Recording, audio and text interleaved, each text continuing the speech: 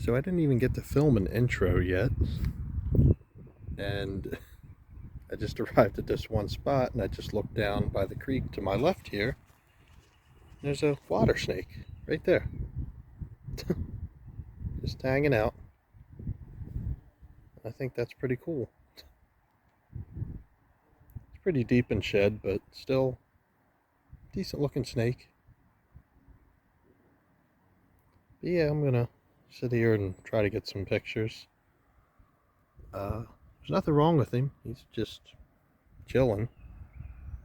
Got excited first. I thought it was a queen snake in shed, but still pretty cool. Just a regular Nerodia, but good looking one. So it's pretty cool that the snakes are out today. No real need for an intro because it is Monday, and last you saw me was Thursday when we caught the racer and I think it was like a brown snake, but it got like winter-like conditions for the past 3 days after that, or the next 3 days after that. Today's like the first nice day. There's a small breeze, but nothing too serious. It's in the low 70s, but yeah, it's warm enough for water snakes to be out basking, so that's pretty cool. So pretty cool. I had some tin laid out over here, but it's kind of cold. Just hasn't been getting that direct sunlight. This stuff will probably produce a little bit better in the summertime when it's, consistently warm. But flipped this random rock on this uprooted tree right here, and a little Decay's brown snake. Just a tiny one, but still pretty cool. Always love finding these guys. I mean, they're very common, but one cool thing about them is how highly adaptable they are. They can live in cities. I know people find them in downtown Baltimore, downtown Wilmington, Philly, and then you can find them on the mountaintops of like Garrett County. So very adaptable snake. And they like to eat slugs. And I think that's pretty cool. Kind of like box turtles. But yeah, we're going to put this little guy back. Let him get under there. Cool. Well, not as much as I hoped, but we haven't flipped everything here yet, but that's 2 snakes, and I think we've been here maybe not even 15 minutes, so it's not a complete dud. So I can't really get my hands on him. See, he's wedged into this concrete block right here, but in there you can see is a not juvenile, but sub-adult eastern rat snake. Pretty cool. I expected him to be here. This is kind of more agriculture habitat. But he lives in this concrete wall, and I'm sure there's some milk snakes in there too. But pretty cool.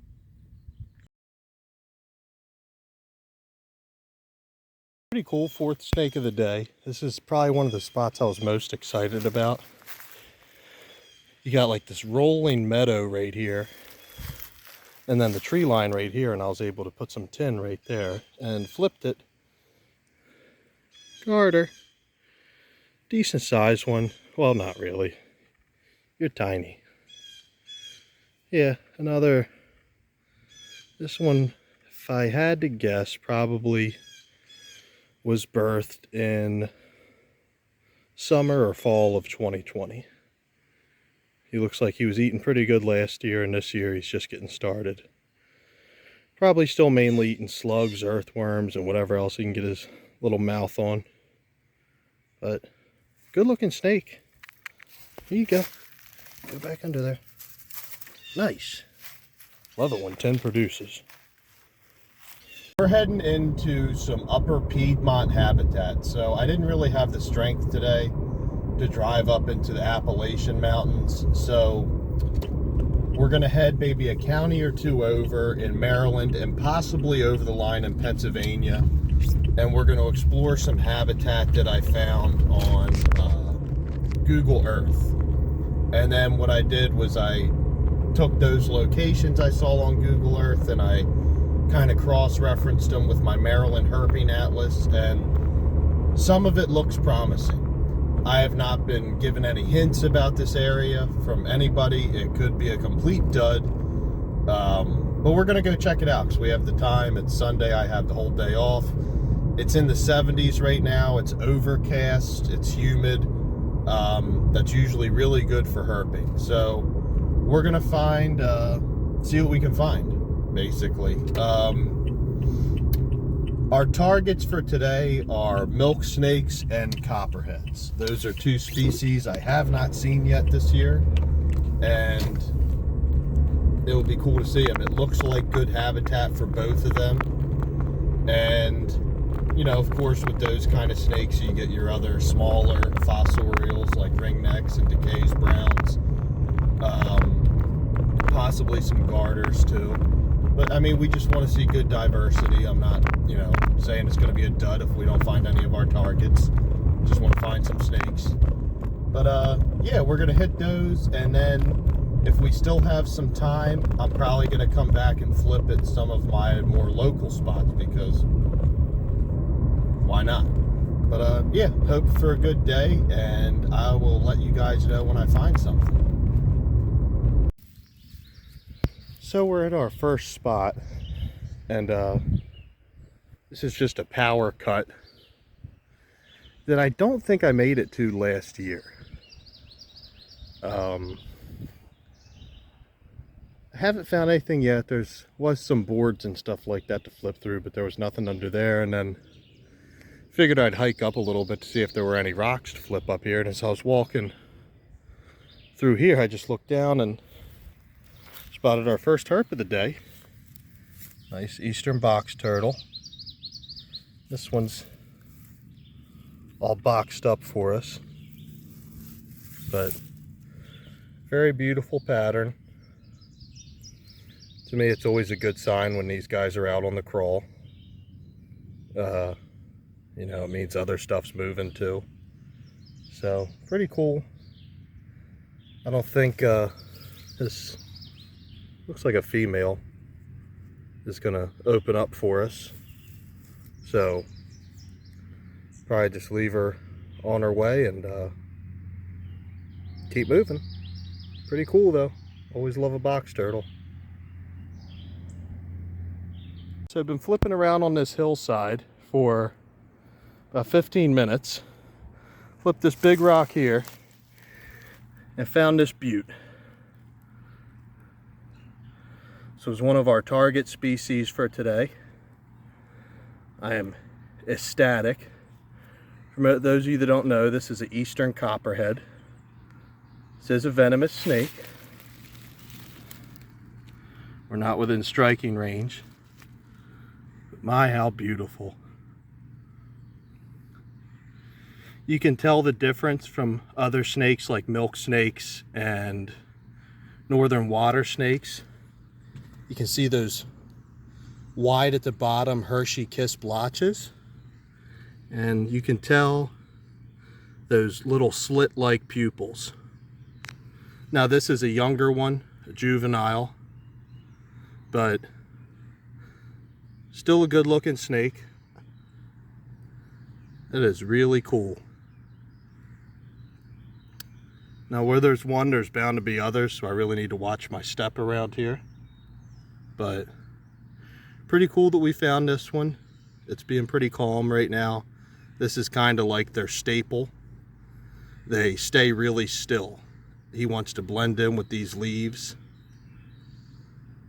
Man, what a beautiful snake.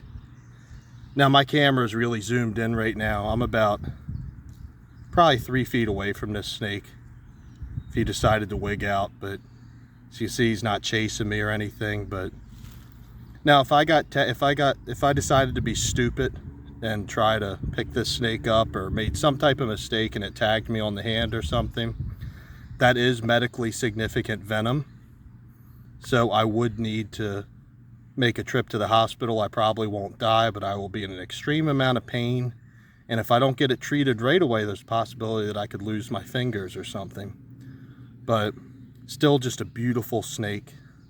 We give these guys the respect that they need, and there shouldn't be any problems. There's always going to be accidents, but Man, what a beautiful snake. This one is fresh out of shed. Oh man, first copperhead of the year. Gorgeous. Well, if it isn't my lucky day, I flipped that copperhead literally right over there. Flipped this rock and this beauty. Oh my.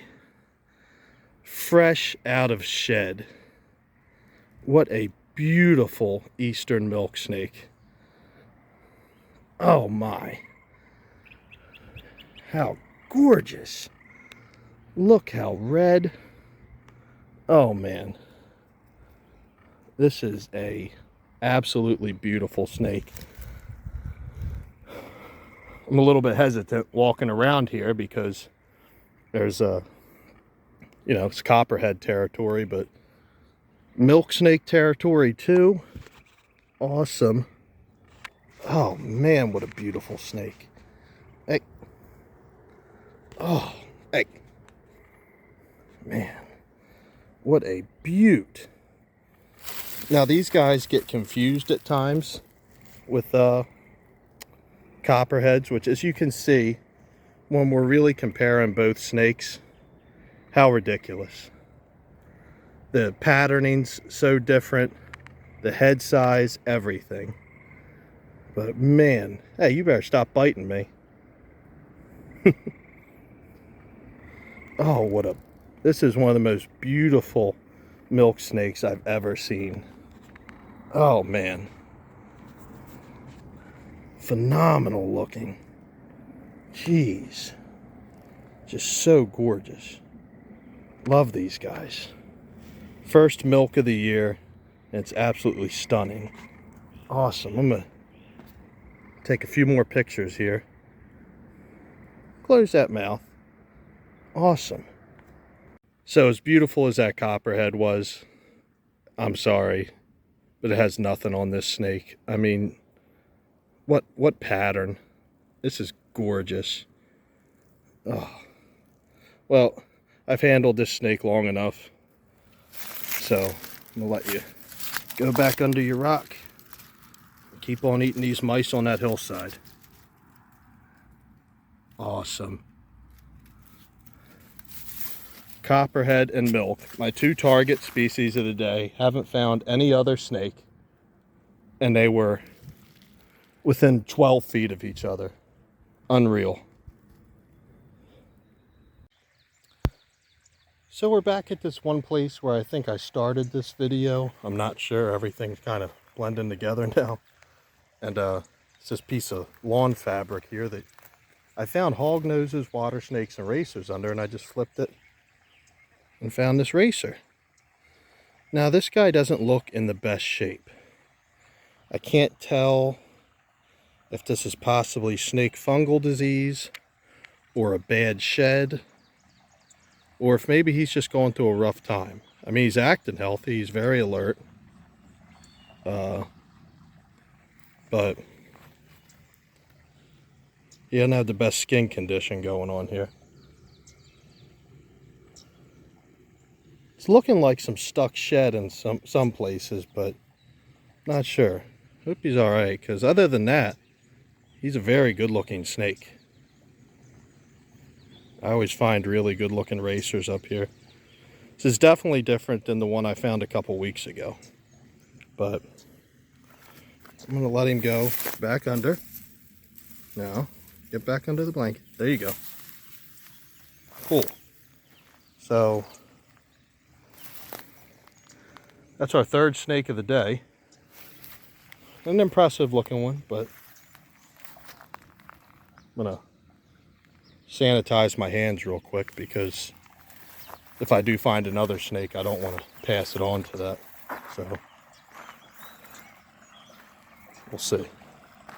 I was just walking along these rocks right here along the creek, and I saw a snake right there, and I couldn't tell if it was a rat snake or a racer. And then I got a better look once I stood still, and most definitely a racer. I am surprised that I caught this one. Now this one's smaller, but definitely a lot healthier looking than that other one I found a few minutes ago. But It's got some type of infection on its tail. It looks like part of it was bitten off. So I think that's just what it is. It's probably some scabbing from where it got attacked. I don't think it's anything fungal, but I mean, it's a, like I said, healthy looking snake. There's always a healthy population of racers out here. But yeah, pretty cool. I didn't think I was going to catch this one because I'm not that fast anymore, but I just kind of exploded and paid off. But yeah, 2 racers at this spot. It ain't bad. Well, let you go on your way. Go ahead. We'll just go down that way.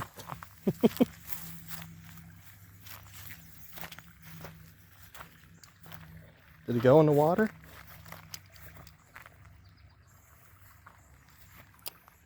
He just disappeared somewhere. All right, snakes do that. Cool. Okay, so it's the next day. Back at the house, just taking dog Maya out for a quick walk before it supposedly storms. But I didn't get a chance to film an outro yesterday. Okay, I'm lying. I did when I was leaving, but I didn't like it. It was just too long-winded. But yeah, we're gonna wrap up the video. I pretty much found everything I wanted to. These past couple, I want to say like maybe week and a half, found a lot of cool stuff. So I'm content. I mean, just finding that copperhead and milk snake back to back like that, that could have been the whole video for me, and I would have been fine with that. But we found a lot of different species. Got to hike a lot of different habitats, so I'm okay with it. But as always, thank you guys so much for watching. With the weather getting better, I know I keep saying this, but I'm gonna keep trying to pump out more stuff for you. But you guys take care, and I'll see you next time.